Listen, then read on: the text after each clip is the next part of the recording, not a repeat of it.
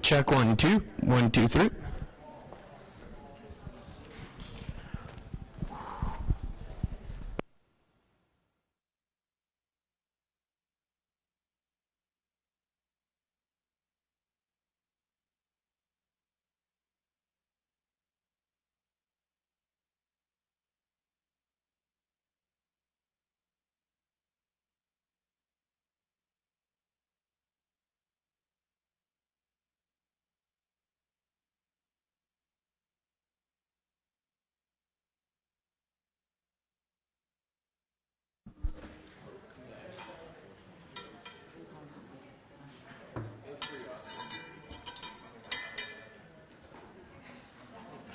Check 1, 2.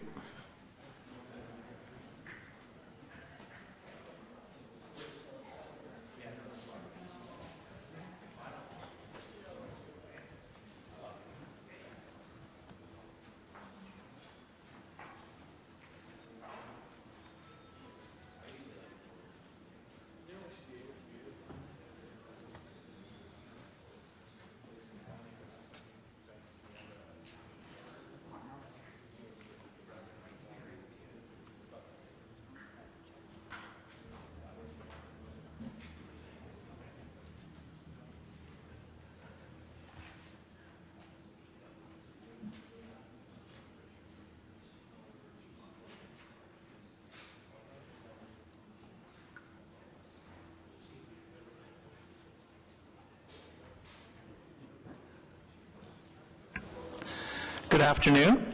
I'd like to welcome everybody to the first meeting of the Transportation Committee in this term of City Council. I'm looking forward to working with Vice Chair McKinney and all my fellow councillors on Transportation Committee for this term. Before we get into the substantive portion of the meeting today, I'd like to begin with a moment of silence to mark the noting the passing of one of the city's municipal leaders, Bill Beveridge, who was one of the first team of engineers at the Regional Municipality of Ottawa-Carleton. So if we could have a moment of silence, and then I'm going to ask Councillor McKinney to say a few words about Mr. Beveridge.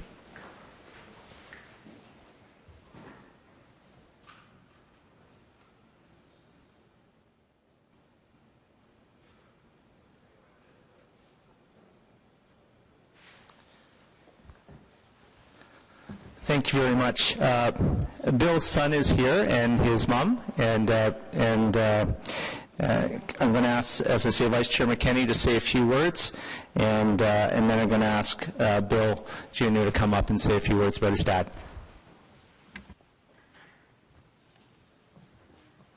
I'd also like to note that Ken Kirkpatrick, our city manager, who worked with Bill, of course, is here as well. Thanks for coming down, Ken. Thank you, Chair Eglai. Well, I was honored to be asked to share a few words in memory of Bill Beveridge today. Bill passed away on December 8th last year after a courageous battle with leukemia. I was fortunate to have worked alongside Bill during my time with the Regional Municipality of Ottawa-Carleton. After an impressive career in municipal government, Bill retired as the Director of Infrastructure Maintenance in 2000. Bill was born in Ottawa and graduated from Carleton University with a bachelor's degree in civil engineering. He began his career with the Delcan Corporation and in 1969 joined the inaugural engineering team at the Regional Municipality of Ottawa-Carleton. Bill was a hard worker and he was dedicated and committed to excellence. These traits are reflected today in the tangible objects that make up our city, including roads, bridges, and transit infrastructure. Bill had a direct hand in many important projects, and more importantly, he mentored many staff who have continued his legacy today. For those who worked closely with Bill, you will remember the can-do attitude that he brought to every challenge he faced. When I worked with Bill, I was actually a counselor's assistant. I wasn't a counselor, not even a manager or staff, but even so, Bill could always be counted on to pick up the phone if I call, or call me back within hours. Residents' concerns really did matter to him, and he made that an important value for those that he mentored as well. I know I speak for us all when I express my gratitude for Bill's lasting contributions to Ottawa, both for what he built and for what he taught by example. And now I'd like to ask Bill's wife, Bonnie, to come up so that we can present her with the flag of the Regional Municipality of Ottawa-Carleton.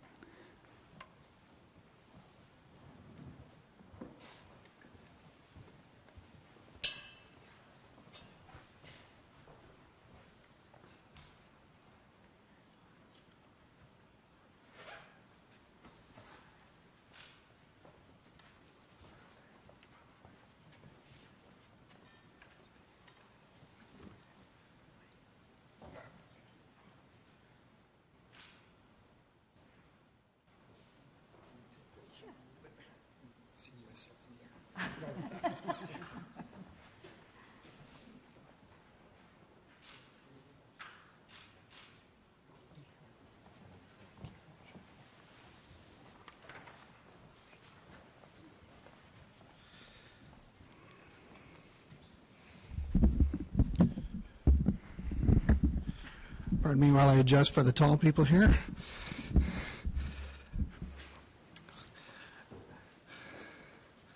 Thank you, Councillor McKinney, for your kind remarks. Thank you, Chairperson Egley, for offering this venue an occasion to gather and remember Dad. When I heard that Councillor McKinney intended on presenting remarks about Dad on behalf of the City Council at the Transportation Committee meeting today, the choice made a lot of sense. I certainly understand what it is like to see suddenly firsthand the accomplishments of your predecessors, face high expectations from their colleagues, and still choose to continue the journey to discern our own successes in the same line of work. I also know that we're both very lucky. Our respective predecessors were also our colleagues, friends, and mentors. Chairperson Egley, members of the Transportation Committee, staff representatives, and honored guests, it is a privilege for Mom and I to be present at this occasion to accept such a unique gift from the City of Ottawa that commemorates Dad's career contributions. When we received permission to raise the regional flag from sunrise to sunset last December in support of Dad's Celebration of Life event, it certainly brought about a mix of emotions to Mom, Jordan, and I. Watching it wave amongst the other flags at City Hall December 12th is indeed a special recognition for Dad from the City of Ottawa. I've been advised that such an event is reserved only for those who have demonstrated an extraordinary level of career achievement. Certainly, Dad considered our choices, George and mine, to also work in the civil service and in transportation engineering to be another one of his career achievements. His influence, of course, was based on agreeing with grandfather's advice that the odds were better for us to pursue a career in professional engineering than as goalkeepers for the NHL. Through raising the flag, Jordan and I both understood Dad's renewed challenge, daring us to do better. Knowing Dad, even posthumously, he would have extended that same challenge to anyone that he worked with. We lost a good friend. It's Mom's and my privilege to share with you today some additional remarks about Dad. Professionally, Dad achieved several accolades during his 31-year tenure at the Region of Ottawa-Carleton. He was one of the few who worked for the municipality during its entire existence, which makes receiving this flag so special to us. He held 3 directorships over his career: construction for roadways and structures, development services, and infrastructure maintenance. Prior to that, he was hired right out of Carleton University in 1966 to work for Delcan, now Parsons, to design transportation structures. Over the years, he also served as president of the Municipal Engineers Association, director of Policy Committee for the Ontario Good Roads Association, and president of the Ottawa Kiwanis Club, to name a few. He also guest lectured or sat on panels for the Department of Civil and Environmental Engineering at Carleton University. The Dad I knew growing up coached us in minor hockey, led us in a scout troop, taught us how to build houses and rebuild cars. We enjoyed playing hockey, skiing, fishing, snowmobiling, golf, and tennis together. We also, Dad and I, managed a business together. The mentor I knew understood engineering from a design, application, and business perspective. He was altruistic, competitive, pragmatic, and practical, with a natural business acumen that enabled him to compete successfully for the region's interests. Dad saw his career in the public service as an opportunity to participate in shaping in the way municipal government in Ottawa should function in planning, design, and construction. The people he hired over the years were carefully selected, as he knew they too would be mentoring others. During that time, this vision he had developed a strong enough credibility with the construction and consulting industries that some agreements that shape the city today as we know it were enabled based on his handshake. His last directorship at the Infrastructure Maintenance Division was his favorite accomplishment. In his application for the position, he envisioned maintenance as a profession, which advocated that public works was in itself an emerging science.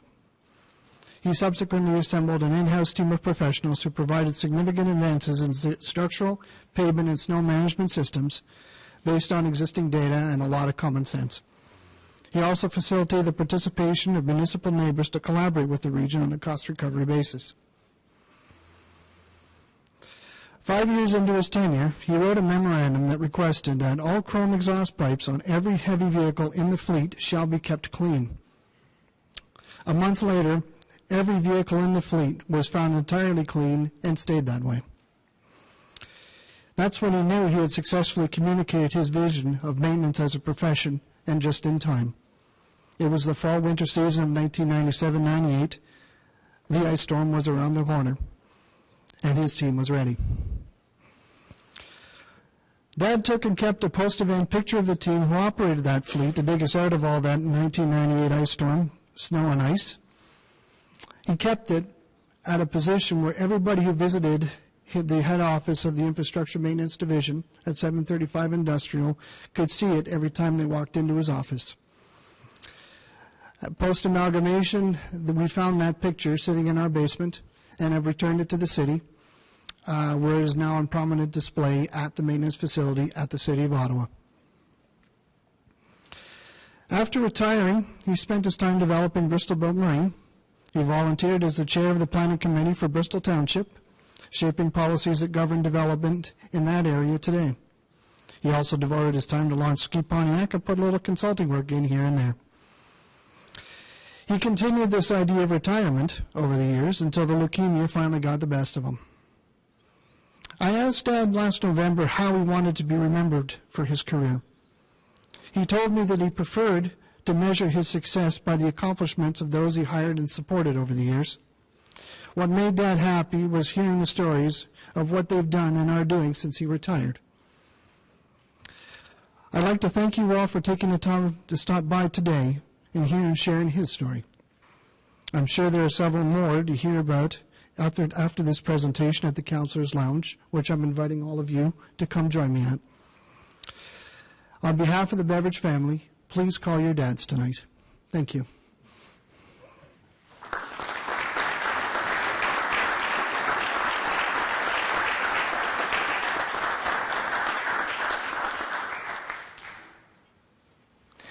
Thank you, Bill.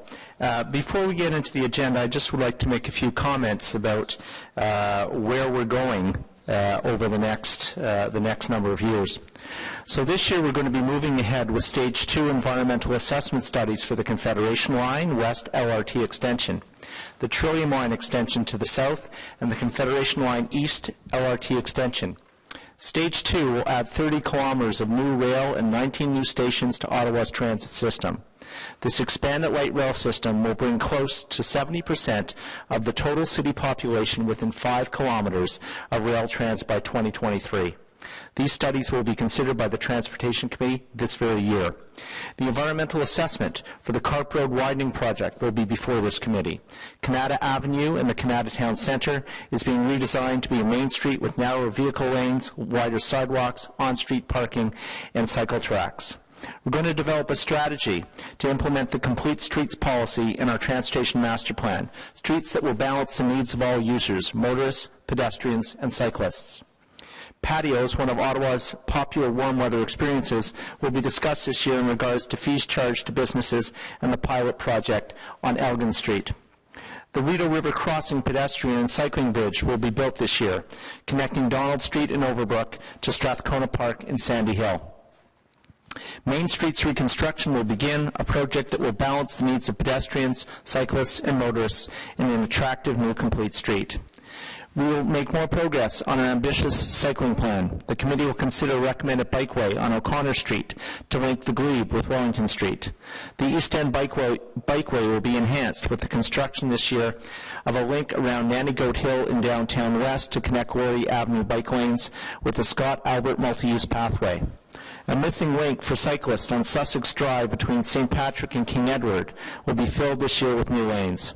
We'll improve cycling facilities along Searville Road, and an additional 4 kilometers of paved shoulders will be added in the rural areas. We will also begin work on the Alta Vista Hospital link, undertake streetscaping on Queen Street, continue construction on Albert Street to expand the roadway, widen Greenbank Road, and resurface a significant section of Carling Avenue. These are just some of the highlights this coming year. We're doing projects that will make it easier for people to get around the city, provide a sense of public infrastructure in the coming years for a growing city economy, and give people transportation options that are good for personal health, and cleaner environment. This is what city building is all about. Now I'd like to turn to our first agenda of this year, or this term I should say, and we've received no regrets.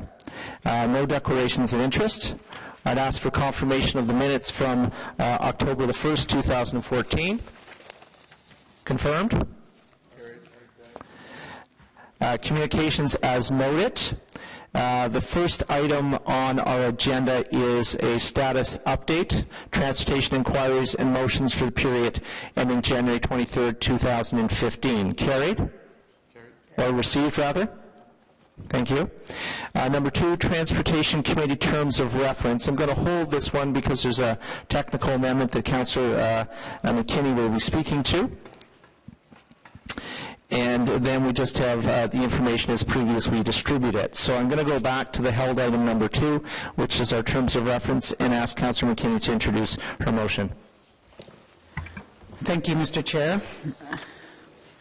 Whereas the Transportation Committee Terms of Reference, listed as document 1 in the report, makes reference to the Delegation of Authority bylaw as bylaw 2009-231, and whereas on December 10th, 2014, City Council enacted a new Delegation of Authority bylaw, bylaw 2014-435, therefore, be it resolved that the Transportation Committee Terms of Reference be amended by replacing Section 5 under General Responsibilities with the following. 5, receive reports from staff regarding the exercise of delegated authority, bylaw 2014-435, on items within the committee's mandate. Thank you, Councillor McKay. Any questions or comments on the amending motion? Amending motion carried? Carried. And the terms of question terms of reference, okay. Anybody else with questions on the terms of reference? Councillor Flory. Thank you, Mr. Chair. I think this is directed to the clerk's office. I'm wondering, what I've noticed over the last term was that sometimes a topic would overrun another committee. For example, the pilot project on Stewart Street where we're doing greening. It's environment that deals with it, but it's road-based, so it's impacting transportation. I'm wondering if through this term of reference, we can also make mention, not of combining committee, but that when something touches another committee, that a memo be sent on the item to the other committee members. Chair, this actually should be the protocol already, because we did change in governance, I think it was in 2009, such that where there are joint mandates, the chairs could agree, or overlapping mandates, the chair could agree that one committee or another would have carriage, but that a memo would need to go to inform all members that if this is not happening on a regular basis, please identify that and we'll work with staff. So the process and protocol exists. If it's not being followed, we need to know. Excellent. And I used a reference, but the other one would be the LRT, because a lot of the connections will be, looked at from a transportation lens, and it's transit mandate, right? So. Mr. Chair, if I can just elaborate, City Council actually made a very specific governance recommendations with respect to LRT such that FEDCO has carriage during the construction phase with some specific operational issues such as design and branding at Transit Commission. When it goes into operation, then it becomes the mandate of the Transit Commission as per usual. But during discussion, because of the broad-based issues involved with LRT construction, and given that the committee chairs all sit on FEDCO, Council gave that mandate directly to FEDCO. Okay. I mean, personally, I just remain concerned over some of the connections of the LRT relating to cycling, pedestrians, and others that might tie into this committee's discussion and future budget spending. So I don't know that, I know what you're saying relating to the direction that Council gave to FEDCO. I'm wondering, though, relating to transportation issues outside of physical construction of light rail, if we can continue to be informed. My second question relates to a more complex challenge. So we oversaw last term the Transportation Master Plan, which looked at some of the cycling investments and so on. What I've noticed is that there's different departments doing different cycling things, and I'll use the extreme maybe. I know that Parks and Rec runs a cycling safety program.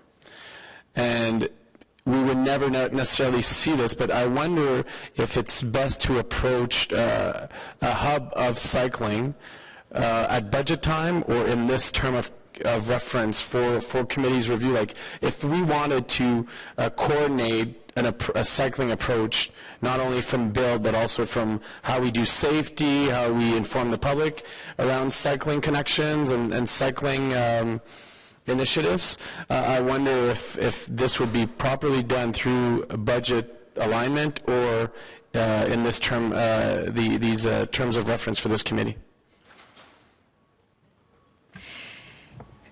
Chair, it would, if Council wants to have an integrated approach going forward, and I suppose some of a different kind of example might be the issue of graveling and roads, and where all of that happens. Graveling is primarily an ARAC issue. ARAC has jurisdiction over rural transportation matters. If there were broader policy issues with respect to graveling, both committees would have jurisdiction. Where something originates from a departmental perspective is not always the test of where it lands in terms of a committee mandate. So if committee and council decide to take an integrated approach that covers all manners, it could rest things with Transportation Committee on that matter. So where you have housing, you have the affordable housing mandate, rests with planning, the shelters remains with CPS, but the overall envelope is still kind of considered and presented and promoted as one on that, in that regard. So maybe we could take this offline with more specific discussions, and if we need to amend at midterm governance, we can. Thank you, Deputy Clerk. Does that satisfy you? The other piece that I was going to add to that, Councillor, of course, is when the reports are formulated, there's a wide circulation amongst the various city staff and departments that could have some input into the subject matter. So in that sense, there is an integrated approach in that a variety of staff and departments are asked to comment on the report before it gets to either this committee or environment or transit or wherever it goes. So that certainly does happen behind the scenes. If you're worried about our different departments speaking to each other, they do through that process. As the Deputy Clerk said, if things have fallen through in terms of the memo keeping between the related committees, then she and I can certainly work on that from the perspective of this committee in any event and make sure that that happens on a regular basis. Are there any other questions or concerns? So on the terms of reference then, carried as amended. We have no in-camera items. Information as previously distributed is set out in the agenda. And Are there any motions for which people want to give notice for consideration of the subsequent meeting? Okay, thank you. Any inquiries? I do. Councillor Fleury. Could staff please explain the implementation process for parklets in the urban area with the specific purpose of converting parking spaces into public spaces or commercial use, including patios? So it's something that we saw last term of council. I want to make sure that we can fast track it so that we can see some of these implementations over these summer months. Okay, any other inquiries? Other business? Seeing none, call for adjournment. Thank you. And our next meeting is March the 4th, and that will be our budget meeting. So if you can be here, please. And everybody else, of course, is invited that wants to comment or question on the transportation budget. Thank you.